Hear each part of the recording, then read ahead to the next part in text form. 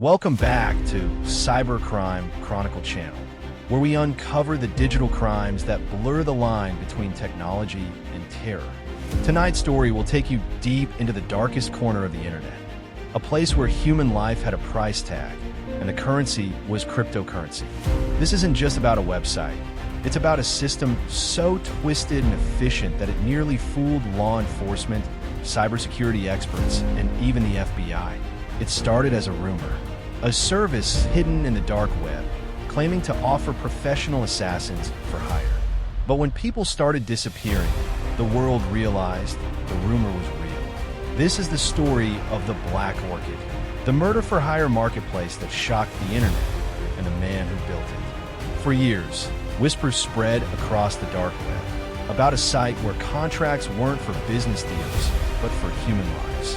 Hidden behind multiple Tor layers and protected by advanced encryption, the Black Orchid claimed to connect clients with problem solvers. The site had a chilling motto: discretion, precision, finality. Payments were in Bitcoin, and prices were disturbingly clear.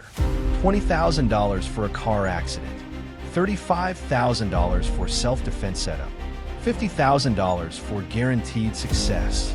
Most believed it was fake, an elaborate scam to steal crypto from desperate people. But then something changed. In late 2021, two unsolved murders in Texas shared an identical digital fingerprint.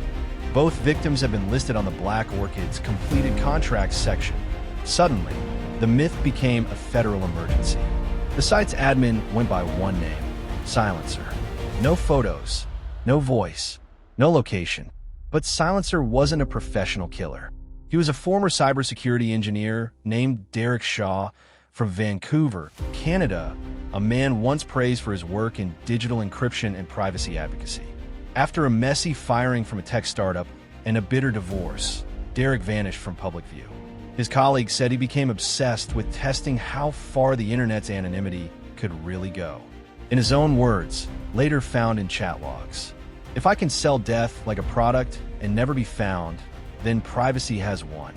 Derek designed the Black Orchid like an e-commerce platform, complete with user reviews, ratings, and refund policies. He even offered customer support. Most contracts, ironically, were never completed. The site was part dark social experiment, part extortion scheme, until Derek accepted one client who actually wanted the job done.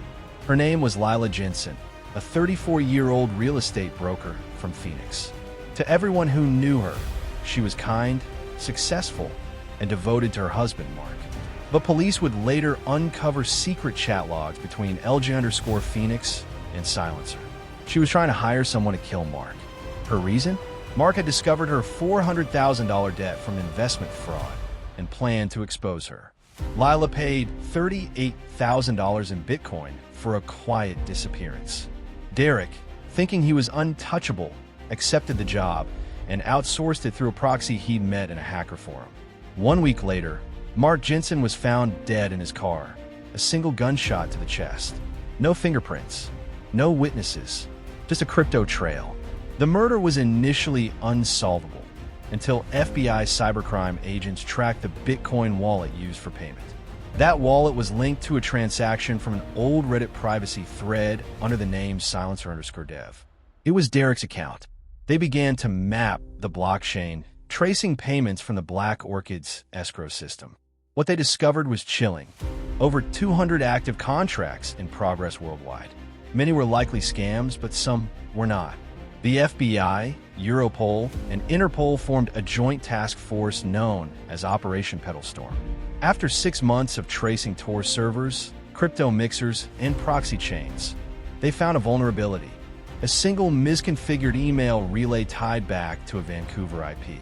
At 3:17 a.m., Derek Shaw was arrested in his apartment, surrounded by 12 encrypted laptops, 22 phones, and a monitor displaying the Black Orchid homepage.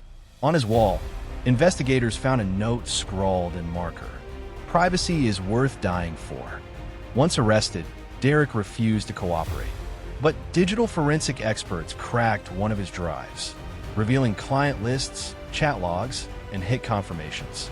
He had made over $3.2 million in Bitcoin, laundering the money through dark web casinos and offshore mixers. At his trial, the prosecution called it a digital marketplace for murder. Lila Jensen testified, her voice trembling, claiming Derek pressured her into making the payment, but the evidence proved otherwise. Derek Shaw was sentenced to life in prison without parole. Lila received 28 years for conspiracy to commit murder.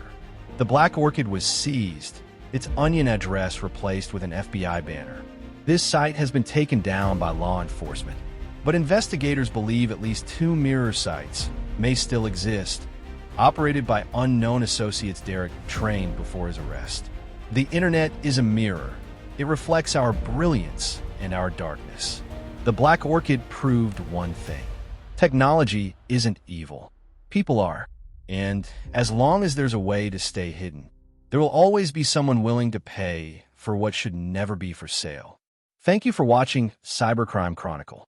Stay aware, stay informed, and never forget that even in the safest corners of the web, danger hides behind the screen.